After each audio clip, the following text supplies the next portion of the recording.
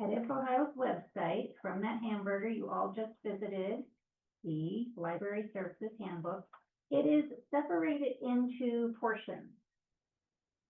One area is Blue Cloud, and Blue Cloud is a web version of accessing your collection. It doesn't have everything you need though. You can't run reports, you can't use any, print any barcodes but you can do cataloging there and circulation. That's something I can direct you to a little later if you're interested. On the left again, here we have cataloging, circulation, patron access, and even there it says, this is a guide for teaching the patron. So if you're like, how do I help a student get out on the web? I've never heard of this. I search, what does it do? They've provided everything you need there. I'm arrowing back on my browser button, and in the middle section, they've broken the handbook into reports, but then they have report favorites. So I sometimes struggle with, all right, the reports versus the favorites, where did I find that resource last? But when you click on reports, thank you for that. There are InfoHio reports, default ITC custom reports, and then just understanding them all together. Some of you are staying here for the afternoon, so we'll be really talking about reports, and we'll talk about a few of these even in the morning. So I'm going to arrow back.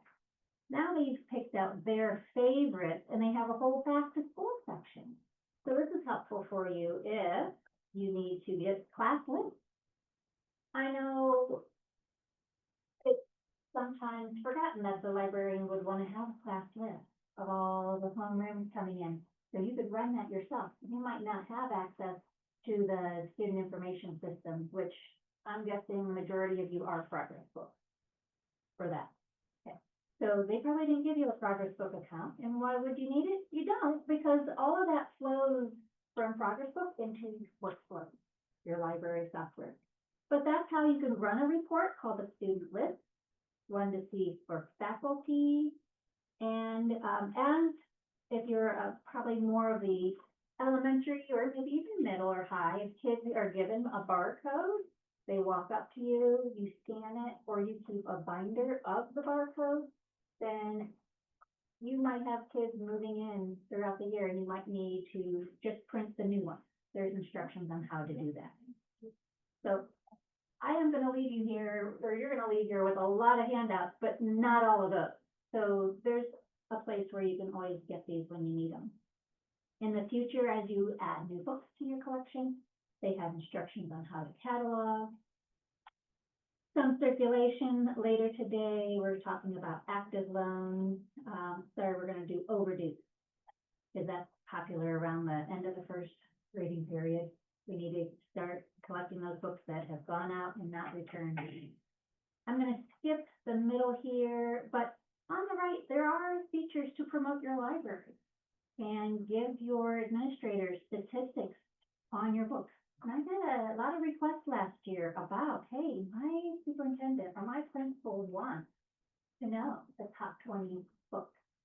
Or they want to know our circulation compared from August to December last year to this August, December. Are the numbers the same? Are they going up? Are they going down? And you can provide all that information for them.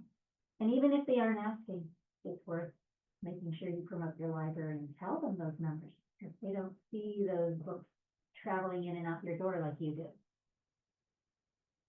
So this is a very large handbook. They have many detailed reports and all managed by InfoHio themselves. So this is the page, if I was to bookmark, this would be it, if you're gonna want to return to it. So I'm going to stop there. There are many more categories, but we want to ask now, how do you access your library? And they're calling it LMS, your library management system. So workflows, there is a setup category, and I'm leaving also the InfoHio website because it looks like it's stalled, but you can minimize your browser on your computer, and we're going to launch workflows. And it's important that we check a few things. I gave everybody, except for, I think, Michelle, a paper. And at the top of the paper, it should have a number. When we launch workflows for the first time, especially since we're here at a training place and it's not our regular library, we need to pay attention to a few things. Or, over break, the test gave you a new computer. Thank you, but they didn't set up all the details you needed. So we'll want to watch for things like the IP address. Do I have that? Yep, that is on our paper here. My IP address begins with noeca.infohio.org. The port number. Now, my handout doesn't have a port number filled, but I gave you all a handout with a number at the top. Michelle can look at it. So your number is going to go to your school district. Is anybody not seeing their number? What is your user ID? That's going to be typically, unless you're EHOVE, your 5 letters, your EHOVE. Everybody else will be 4 letters, which is typically the abbreviation of your library. And then you're going to have a PIN, which AKA is your password. And I didn't put your passwords on your paper because your password is the first 4 letters from your user. And I'm able to log in as one of you or log in as an admin so I can see any reports maybe you ran and you're like, this isn't printing and I can't see barcodes, what's happening? We could see, was it a setting in your report or is it a setting at your computer? And that's how I try to help you all out. And you're looking at your screen and then my screen, the colors are different. And so some of the things we'll do is make it pretty. Come on, we gotta look at the software every day. So why not make it look good or how we want it to be? So you can customize and make it work for you. And just in general, what we have on our screen, we're looking at wizards on the left. These are the dark header items on the left where one of us in the room has a sub account, so she just has a little collection. We might talk about, and she's still only going to have a sub account. She's not going to be able to do everything. We're going to need to create an account. So when you, or later, write down a name for me. Okay. We can make her account. Okay. Sub's just not going to get her anywhere. Okay. She could circulate books and like, whew, that's it. And she run reports to see who needs to return books. Get on the librarian's account? Well, security wise, she No. should have her own, she should have, Okay. because you guys have access to addresses, birthdays, Yeah. parents, everything. So, yeah, we'll just get Okay, I'll. a sub account that's not gonna even probably float you today. So I'll think about looking up, the previous person to give you more access. But that's what they call these large chunks on the left are wizards. And across the top, so we see toolbars, and your toolbars are a lot less than mine. I'm signed in as an admin, and you could even see, like I could pretend I am a library user, like library 1 or 2. So my menu would match exactly yours on the left. So let's look at some preferences. What made my screen blue and green? And I can look at that preference menu, and we can go down to the word desktop, and we have choices for the font. So do you want to make your font bigger so it's easier to read because you have a really big monitor at school? We can do that. So let's take a look at those font settings. Mine is set to 18 right now. There is a little gadget. That's what we call, some people call it like a little fireworks at the right side. So this gadget, I'm going to click on it, and feel free to change the font here. This room is only used for training, and we could pick a different font if we like. So make sure it's one that you're familiar with. Want to make sure it's legible. Mine is bold, I could just make it regular, and I can click OK. 18, or I can have it checked for using the system's default. So I'm gonna click OK. All I saw was a slight change here in the item groups that are below the wizard header. I also saw a little change here in my toolbar. You like it? Great. If you don't, go ahead and try again. Preferences, desktop font settings, and try a different one.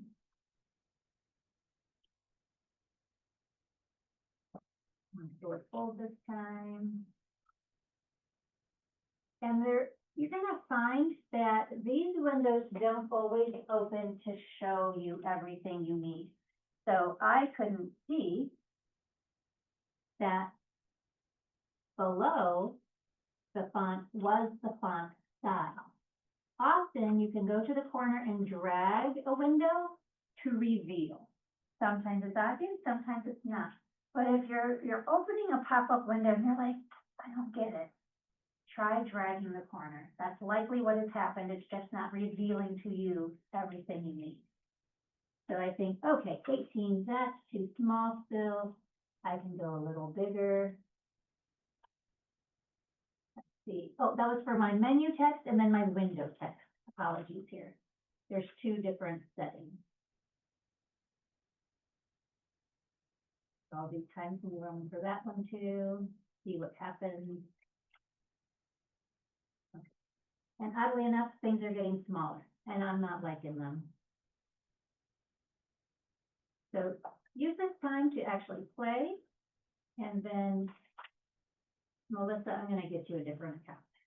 I just emailed you the sub's name Okay. and then our media specialist, what her name is. I don't have her email address, but Okay. she's got a hyphenated name. Are you talking to me? You need to Melissa, or not Melissa? Okay, good. Yes, I do remember you, Michelle. Yeah. I know. Okay. No, that's good to check. Let me get Word in a back. Yeah. So I think my choice was a batch over one, and it's okay. That happens.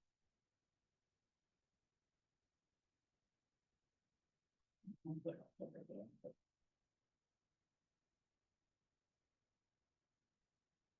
And there we go, that's looking a little better. Also under desktop, you have desktop setup. This one's very, very important. I've only had one case so far this year, but it does tend to happen around this time of year. That you come in, and I'll do it to my computer, but I suggest you don't, just watch this part. You never want to pick this thing called Classic. And I have to restart this to show it to you all. And that's okay. Classic will make things look very confusing, and you'll be sending in that email to me asking, how can you get around? Because your buttons are gone. Your whole wizard groups on the left are gone.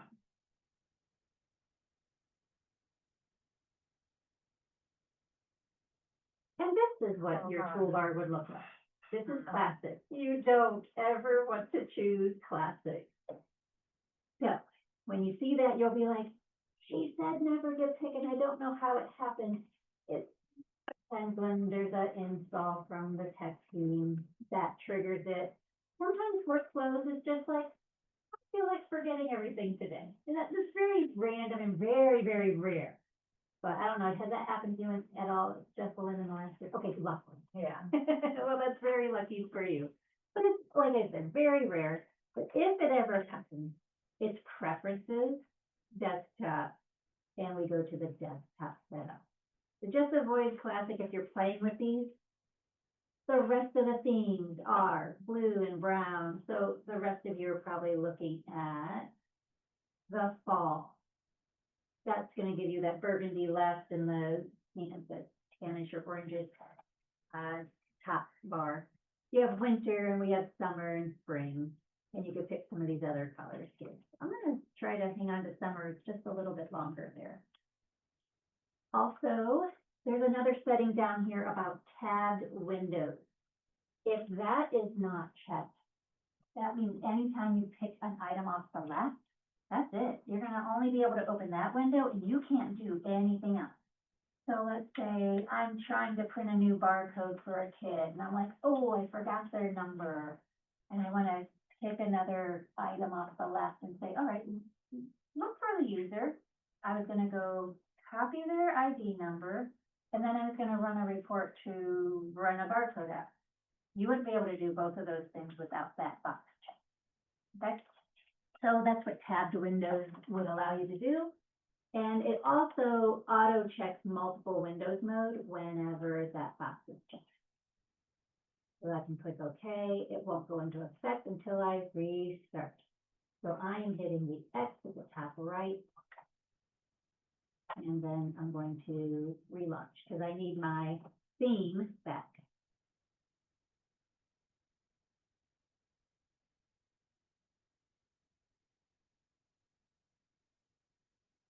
And I kind of stopped on this handout you all have in front of you because it goes into Blue Cloud and mobile staff. We'll come back to those, so those are other ways you can access your collection. So I thought we should get a little bit of the software under our belt. These other things we can get to as we have time. So they, on the back of page 1, they do talk about the InfoHio learning pathway. So there is more where you can learn on your own. They did give us a link to the handbook at the bottom half of that page. And they also gave us some nice short bit.ly where, hey, you're just doing an item search, an item status, checking in and checking out. Those are all listed here for you because they find those to be popular handouts. And they're very nicely detailed for you guys. So this is a nice little packet with a lot of different things for you. See what else I want to hand out to you. You can technically still circulate if InfoHio reports out that, hey, services are down. And I think there was once last year, and I've been doing this is my 3rd year, so I'm gonna say that's the one time. So it's very rare, but it is important to know about a procedure that if you did circulate in this offline mode, you gotta let me know, so I load your checkout in so they actually get counted for the next day. So that is the second menu you might see on your screen. If we don't see it, do we need it, or is it like, just probably best to not? Does nobody here have the offline? Yeah, I'm like, what's on your screen? Nobody has it. I have it. You have it. I haven't. See, I don't understand the difference why some do and some don't. Yeah, Alan's got it too. You have the offline. I don't know, but let me look into that. That's a good question. Now, if I was at an elementary school, I'd be like, nah, we're just gonna read everybody and just pick a book and Yeah. like, just not, because it's usually like, It just short as happened, one day. yeah, that one time, and that's all we Yeah. did, we just didn't do check in and check out that day. But I am surprised. I guess I made an assumption all of the accounts were stuff the same. I don't know. Okay, I'll write that down as a curiosity. No offline. We're gonna find buttons across the bottom of our screen as well whenever we pick an area such as user maintenance. And so if I wanted to display a user, let's just go ahead and play a little bit here.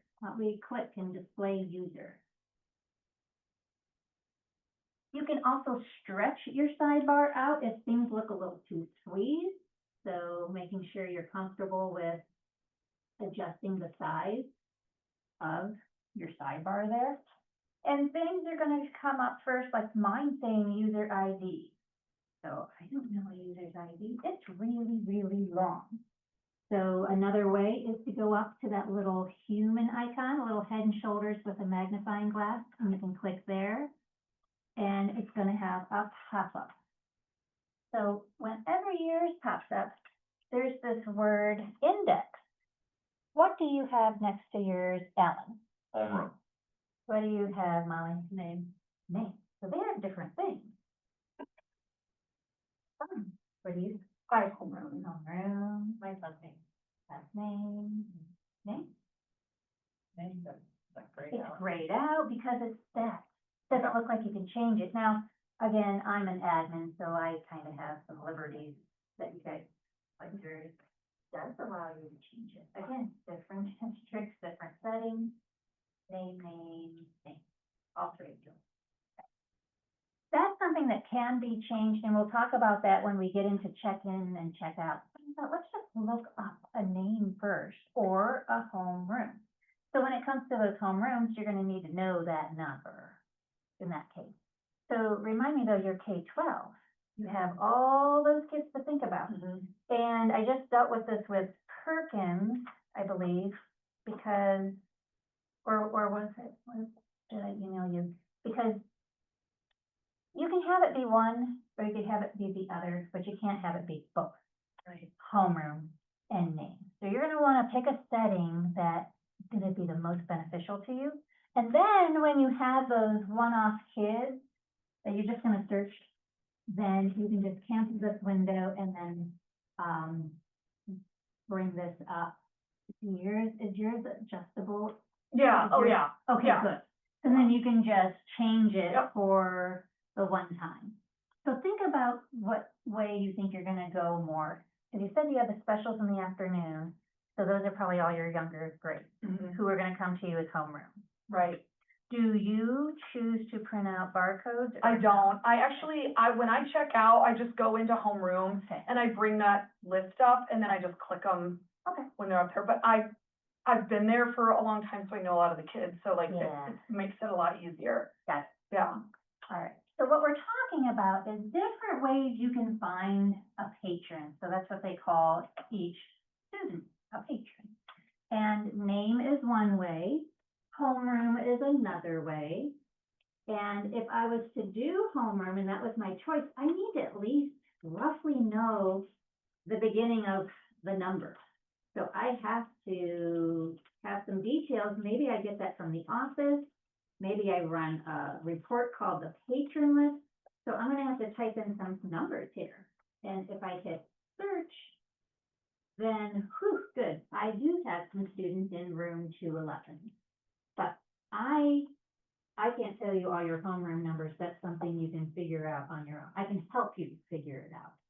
I think when you print out those class lists, it has it on there. The numbers. Yeah, it's like up at the That's top. cool. Yeah. So there you go. We just found out with one last week, they had a leading 0 in front of the number. That was the first. That's what ours is, and it also isn't actually like their room number, mine is like, so we have like 5A, 5E. That's how mine, and like my fifth grade is, for some reason, it's like 5001 and 5002, but like fourth grade is something, and kindergarten is KIN1, like, mine are all kind of labeled differently, but like, Yeah. once you nail it down, like, then it makes it a little easier on Right. the code. Make yourself a little cheat sheet that you Yeah. can tape onto your desk with all the homeroom. Yeah. If you're that situation. Now, the ones who might be going by name, that's more of our middle school and our high school. So if I have a name and I know in my building, I have a student with the last name Storm, then I can search for Storm. And that's gonna bring up that student. So that's something, this is just how we can search and find kids. I'm not doing anything else. I'm not checking out to them. But the reason I wanted to bring them on up was to just talk about, on our handout, it has action buttons here at the bottom. So I can display another user, I can close this one that I just searched, and this was all the students' information. This user ID that's coming out of here, it begins with a 2. And I'm gonna reference the first packet from InfoHio that I handed out. And if you go to page 3, we're talking about some common reports halfway down. But they're talking about a user label report and an item. and we'll get into the details and the difference. And when you flip to the back side, they have broken down the 14-digit barcode.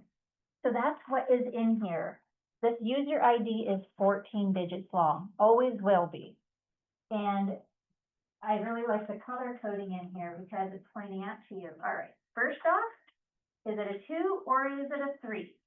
So help me out. If it's a 3, who's the barcode for? A user or an item? Item. Yeah, awesome. So if it starts with a 2, it's for a user ID. You got it. So that's a quick glance what the 2 and the 3 mean. And then the second number all the way to the 5th is always going to be the same, but it's custom to your district. So in this paper example, it's 3581. In my example here on the screen, so it's 4280. So that is the next 4 digits. Every kid and every item will have that same 4 digits because that belongs to your school district. Now the 6th through the 13th, that's unique either to the item, the student, that will pull from student information. That piece comes from their student ID in there. And then it ends with a thing called a check digit. It's random. I'm not even going to try to wrap my head around it. The system makes it up. So that is a little bit of breakdown of what that number means. And you know you should always have 14 digits. Again, then why we don't share our account is we get a lot out of this information. We have student addresses. We are going to come here if a student has a bill. And I know for like Clyde High School, there were bills. I know Justin would call, and talk about, you need to, resolve a bill. The kids bring the money into the office. They sometimes tell you, sometimes don't, but eventually you need to solve, get that resolved. You would come to this screen and if there was a bill here, you would be able to settle it. And what they have checked out currently, if you guys are using the website to allow kids to make holds, this is seldom used. And then the suspension area, total suspension, nothing here. The student's pretty clean. But the student does have an alert. And they have, they claimed they returned 1 item. That'll also appear if a student is blocked, meaning they have maybe checked out the limit of 2 books and they can't check out any more. And we'll come maybe to some examples here in a little bit.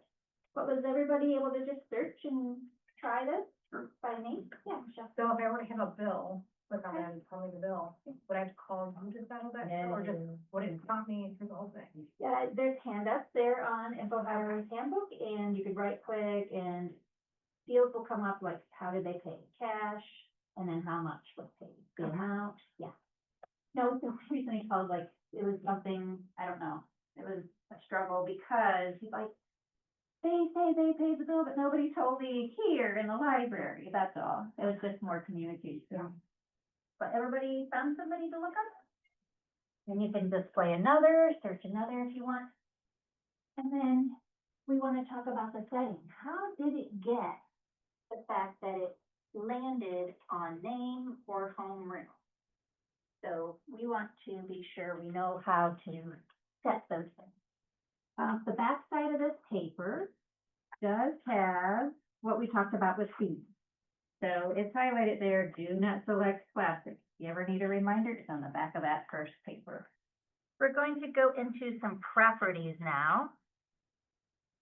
Again, we want the software to work for us and do the things we want it to do. And if we're doing that user search, which we just went through, I seem to be handing these all out right after we do something. But maybe it's good, that way you're not distracted by looking at the paper. But when we need to check out, we can go ahead and close our user search here. And if we do click check out item, what you have come up on your screen may be different than mine. Mine just assumes I'm ready to scan a barcode or type in the 14-digit code. Nobody's gonna.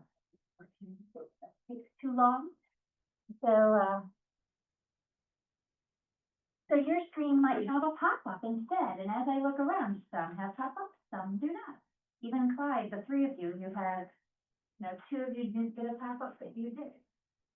Because you did checkout and it has that. So it all depends on the settings at this computer. So these are settings you would need to do when you go back to your computer too. So keep that in mind. Why it's nice to have a hard copy handout. So we already did a user search, but I want to talk about some of the other things I did kind of skip. So I didn't have a special pop-up window when I hit checkout, so I'm going to click that little head and shoulders with the magnifying glass to bring it up. So mine is set by default to name, and there's another option there. It's number 5 on the handout where it's keyword or browse. So if I'm wanting to cast the net very narrow, and I know this is exactly how to spell the student's name, I'm going to go for keyword. And I only want to bring back students with this name. So I'm typing the name and keyword and search. User not found. No problem.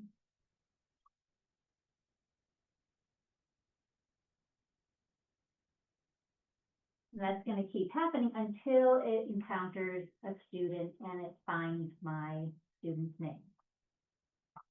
I'll do this again where I have the search and name is up, but some of you can't just easily go from name to homeroom. Some of you have that grayed out. So this is a property that we can change. So on this paper, I've kind of covered the good portion of this. And let me go ahead where we go into the properties itself. To do that now, I'm going to cancel here and close this one.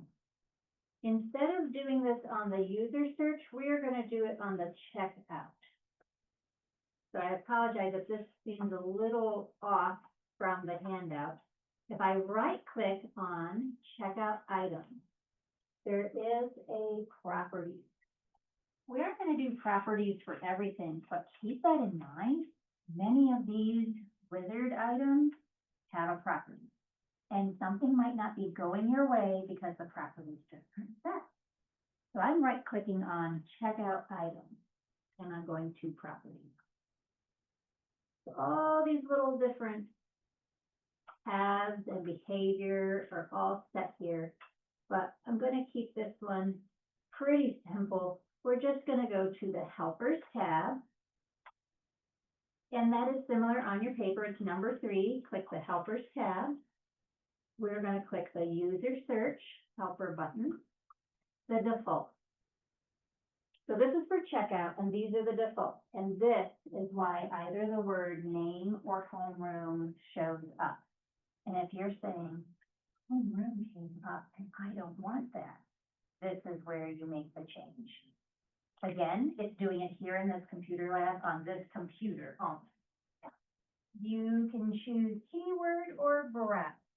So in your building, you're at the elementary. Yes, ma'am. You're probably going to be doing by homeroom.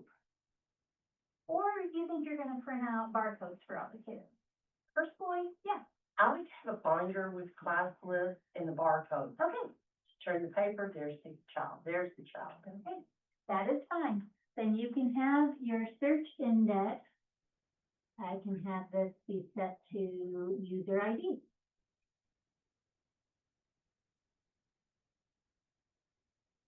You can also default your library, so it can just be looking in your library, but I have mine set to all. And then how is it going to sort? Well, you can, if you're scanning barcodes, that part wouldn't really be so important. If I was maybe making this choice for homeroom, and it's for my building, I can decide to sort by their homeroom. What else do we have in here? Then we have the username. So maybe I want the kid's name in that homeroom to be sorted. Are we able to hide, like, if they have a lost book? Because it's just like, there's some days where we only let kids check out 2 books at a time. And there were times where it's like, I have kiddos who they've lost tons of books since the beginning of kindergarten all the way up to whatever. So then I'm like, trying to go through like, okay, this one's lost, like, what do they truly have out? Sure, because they're in 3rd grade and that kindergarten book never comes back. Right, and I have like a little girl who's lost a book probably everything. No. And so they're all marked lost, but then I have, you know what I mean, so then I kind of go through, and I can see it, but it's like, it's time consuming, where I would almost like, just don't wanna do that. So there's time where my example is 3rd grader and it's kindergarten, we have some maintenance to do. We need to make those lost items not lost. Okay, We need to recognize they're not just lost, they're just never coming back. So they are Right. plain missing, Okay. never coming back. okay, And so that's what you can do with that item. You would like essentially, like, it's not a full hard delete, but you need to get it off that student's account. okay, It's still, the system still knows about it, but it's checked out to miss. So you can change the status. That would be taking that item barcode, the number 14 digits, you might have to hand type it now, because, or copy it when you look up the Right. title, right, paste it in, and then change its status. Okay. That would be something you would do down in one of the other cataloging area. okay, Upstate there. okay. That way it's, or kind of like, we're jumping ahead a little, but we're Sorry, talking about users. I mean, that's important, because there's something else she has to do. Those kids have more than the limit, you said the limit was 2. Mhm. And this is not in any of the documents I'm handing out, but you have to type something in order to let that little kiddo have another book. And what is it? Super. Yes, the word super. So there's an override field. If you say, that's okay, they said it's just in their locker and they're bringing it back later today, but they're at their limit of 2 books, then you can override and still allow a kiddo to check out a book. So the word is SUPR. A field will pop up and say override, you type it in, and again, nowhere on your papers. So I will possibly have an example here we can use. And keyword is very specific, browse will cast that net out wide. And when keyword, if it did not find it, it'll say, nope, not found. But if I had browse, and I'm gonna do this, again, I'm saving all that. Let's do my checkout item. And I'm just bringing up the student's name, and I'm looking for Smith again. Because I'm set on browse and I'm searching, it almost tricks you. And the same thing can happen when looking for an item, or looking for a book. It tricks me and thought, oh, wait, I just searched for Smith, but I cast the net so wide that the browsing thought, hey, give me anything that begins with the letter S. So you have to just almost do a double take, and you're like, wait, it didn't come back with any Smith. Oh, you're right, it didn't, but this was as close. Like, hey, what about one of these? Not that they really help you, but that's what this setting is doing to you.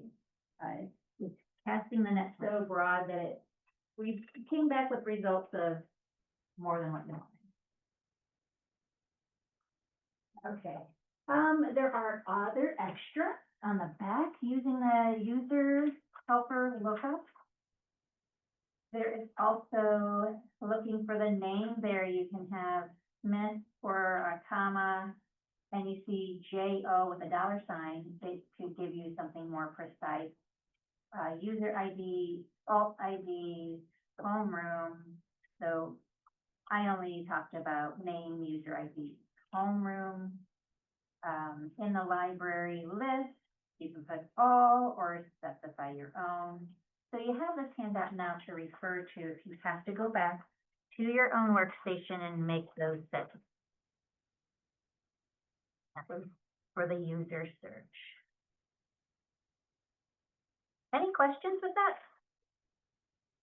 I think you might have commented on it earlier, but does this sync with student information like every night? Or just like if we add a new student, I don't have to, she doesn't have to manually go in and add the student automatically populate the next day? Correct. Okay, Ah. yeah. Alright. Now, there is timing with that, you know, you might not see your kid for 2 days. Right. But if they come once a week, well, heck, they've been in there 3 days and you're full. Okay, I just wanted to make sure she didn't have to go and add the students as we're adding more students. Yeah, no, Okay. don't add students, they'll eventually Okay. come, and if a week goes by and they didn't, that's worth a ticket then. Okay, We need to see why. But yep, they will come in on their own. Now, faculty are different. I have a few districts, and we have somebody here, I think one here, where faculty can auto have their account put in as well. But right now, it's manual for the majority of you. It comes not from Progress Book, it comes from your finance software. So whatever brand that is and whoever manages that, because that's where faculty are housed, all their important information.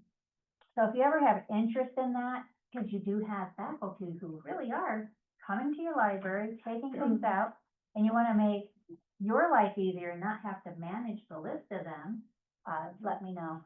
I do highly encourage you get faculty to officially check out books. One, it gives you statistics, and two, if they're just walking in when you're not around, and they're just taking books, you're looking for something that you needed for story time, and it is not there, and they're just gonna run amok with your books, and you're like, okay.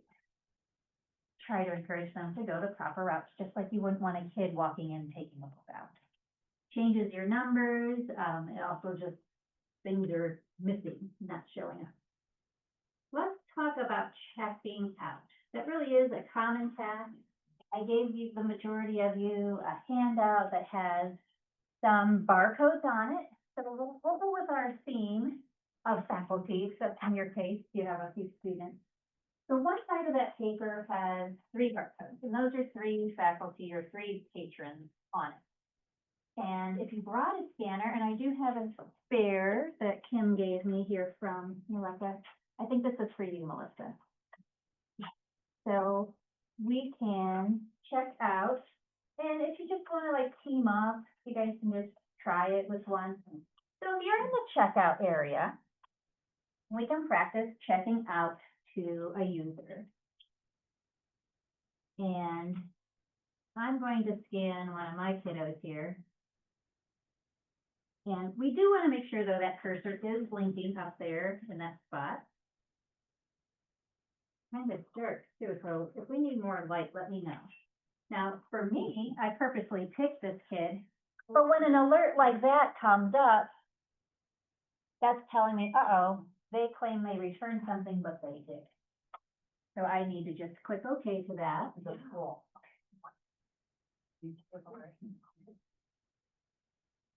And what the system does is automatically move down to the field. But when you look up here, you see the name, you see their homeroom, you see if they have any bills or overdues, and their library. So a lot of information is up there really fast. So when you're ready, and the cursor's now moved down to the item ID, you can go ahead and scan one of the books that I printed out for you guys from your library. It's the second item down in the list, at least on mine. I think some of you guys have them in different orders.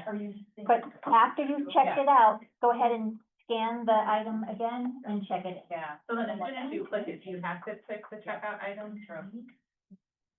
No, once it's scanned, it's checked. done. Yeah, So it's done, okay, yeah, those are left steps. and then do the same. Those buttons are there in the case where you are hand. Hand typing. A year ago, they came out with a new barcode. There are schools no longer purchasing Microsoft Office. They're saying Google only. And because of that, the report, like I used to print out these barcodes, those need Microsoft Word and they need a special barcode font. So sometimes people, they, put in a ticket and they're like, I have the report, but there's no lines, it's just numbers, or it's a word. So you need Microsoft Word, and you would need the 3 of 9 font, the special font. The good news is you don't need admin permission. Usually I can just send you an email back saying, here's the font, go install it. It's free, and there's a handout to walk you through the steps. All these computers already have that font. The numbers then, the barcodes that look really tall and the numbers look really squeezed together, that's the 3 of 9 font. On your paper, I should have also printed the Google barcode font. Those barcodes look a little shorter, they're not as tall, and those numbers are spread apart. I think only one of you, I didn't give you both choices. So I wanted to give you an example, both barcodes work. You buy books from a vendor, they pre-label with barcodes, they're gonna have their own slightly different style. They all work. So whether you have the 3 of 9 font, whether you have the Google barcode font, depending on which report you pick, you can print them and scan them both. Just because they look a little different, don't worry. That was in there, if Ohio had to do that in response to schools who have no Microsoft Office program. So those library staff have to run the report, they download it and save it to the computers, and they upload it to their Google Drive and open it there in Docs. Well, that's where the Google font would work for them. Hopefully you still all have Microsoft Word, you don't. So you have to use the Google font and upload your report. To Word. You're the first, but even last year, I didn't have anybody report to me that they didn't have Microsoft